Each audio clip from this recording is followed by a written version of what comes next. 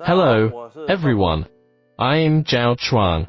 Let's draw the full body of a Stegosaurus.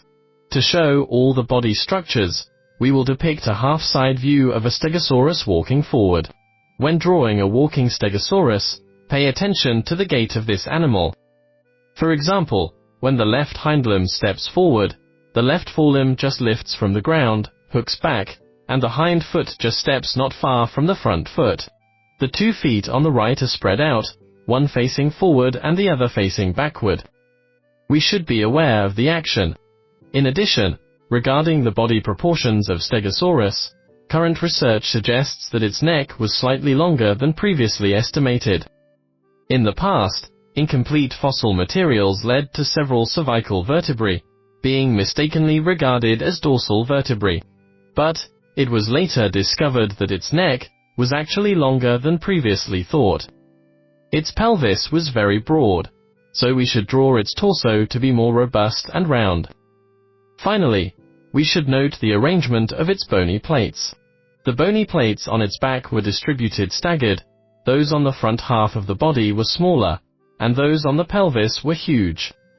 Towards the tail, the bony plates gradually merged into a single row. Its tail spikes spread horizontally to the sides.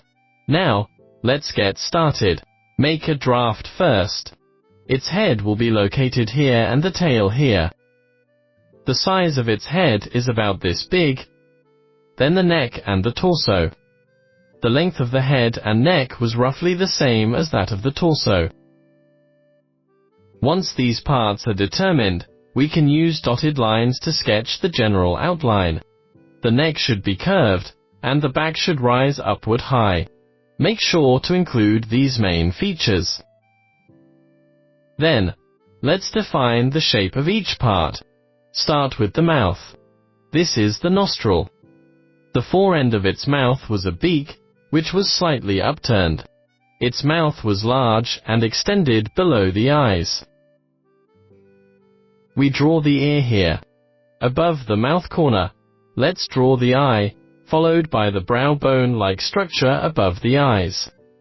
The temporal fenestra behind the eye should be drawn to be bulged. The top of its head was slightly curved. Next, we move to its lower beak, followed by its lower jaw. The lower jaw of Stegosaurus was very thick. When drawing this part, we must note that its lower jaw is almost the same size as the upper part when viewed in the skull. Slightly show the muscles behind the head. There were massive muscles on the sides of the neck.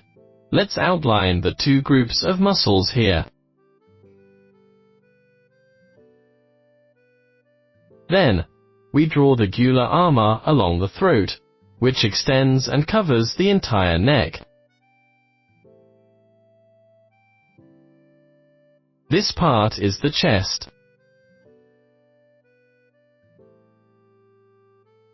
Here, draw the muscle connected to the chest, which is a large triangular muscle. Then, sketch the outline of its shoulder blades wrapped in skin.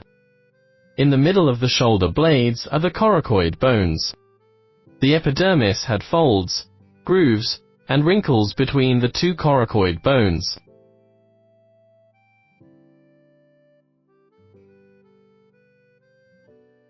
Draw some folds in the armpit. Then, draw a triangular muscle on the shoulder, followed by 2 sets of muscles in front and back. Then, we come to its forelimbs. The forearm can be drawn shorter and thicker.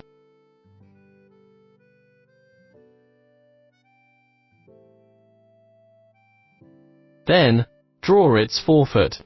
2 of the front digits had nails, and the other 3 were wrapped in a ball of flesh, which was a relatively vague structure.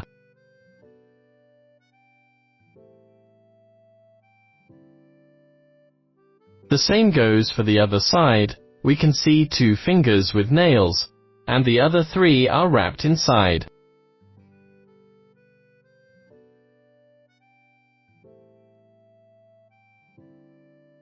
Then, let's draw its round belly backward.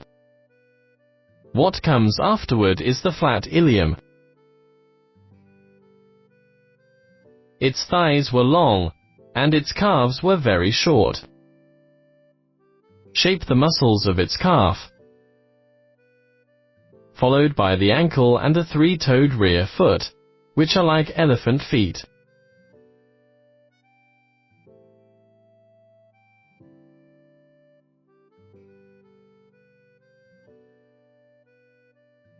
Draw some wrinkles on the side of the body, especially the skin and flesh between the ribs and the belly. We should present their outline. The foot on the other side is blocked by the leg on this side, so we just add a little shadow. Next, we move to draw its tail. The tail of Stegosaurus was held high upward at the posterior. There were bony spikes at the end, so we could draw the tail drooped downward to make this part look heavy. Then, sketch a little bit of the ground and strengthen the shadow. Now, let's depict its bony plates. Start from its neck. The bony plates on the neck were shaped a bit like leaves or palms. They gradually became wider toward the shoulders. Those on the pelvis were the widest and largest. When drawing the bony plates, we can draw one row first, then the other. Next, we draw the part where the plates connect to the skin. Then, draw the plates at the front of the tail. The plates would become smaller from here. Then, the two rows would merge into one row at this position, a bit like the dorsal skirts of a crocodile. Between every two bony plates, we can draw the skin on the other side. Now, let's draw the plates on the other side accordingly to show that they grow alternatively.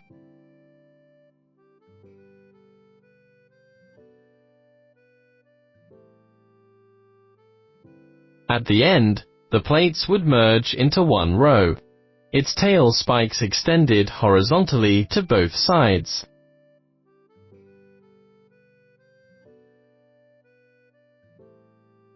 Then, we go back to draw its gular skirts.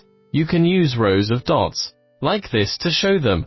At first, people thought these gular skirts of Stegosaurus were arranged randomly because many fossils displayed them that way. It was only later discovered that they became scattered after death. Some intact gular armor specimens of Stegosaurus demonstrate that the skirts were arranged in neat rows. Then, draw some shadings on the underside of the body. Assume the sun is shining from above, the lower part will be in shade.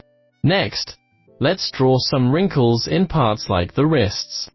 Slightly depict the dust and small stones raised by walking, as well as the simple texture of the ground.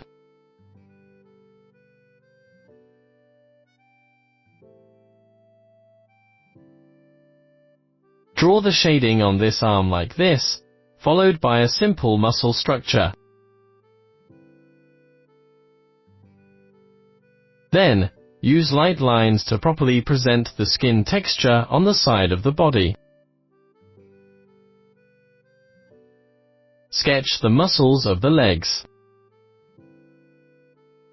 For the wrinkles at the knees and on the bottom of the tail, we can draw some shadows and long structural lines to present them, similar to the soft skin texture.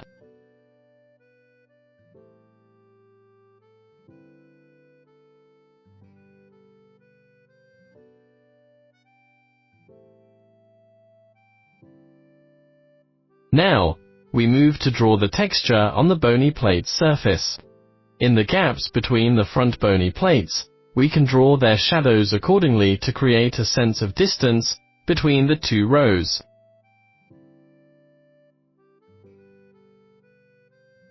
Then, add delicate stripes on the front bony plates.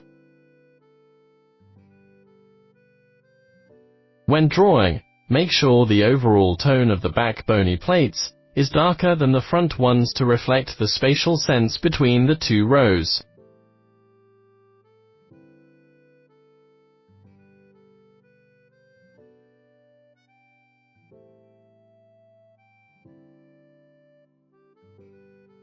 Use thicker strokes to add more texture to the bony plates in the rear row.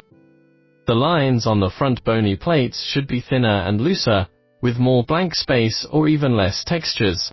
The same is true for the bony plates on the tail. Try to leave as much blank space as possible. Then, add finer textures to embellish it slightly, such as the small muscles on its body.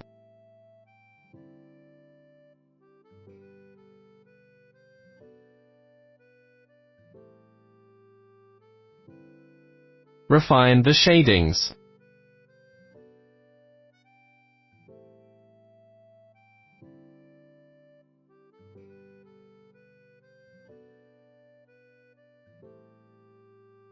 Along the back, we use soft dotted lines to depict the muscles on both sides of the dorsal bony plates.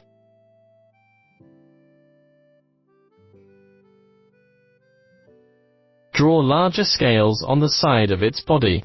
These large scales can be drawn in an irregular but evenly distributed pattern. Currently, these large scales are primarily found on the sides of the body and thighs, randomly but evenly distributed.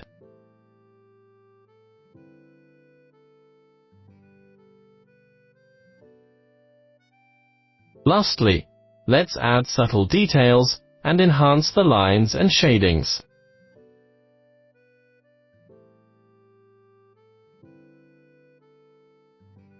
Draw some dust next to the Stegosaurus walking feet.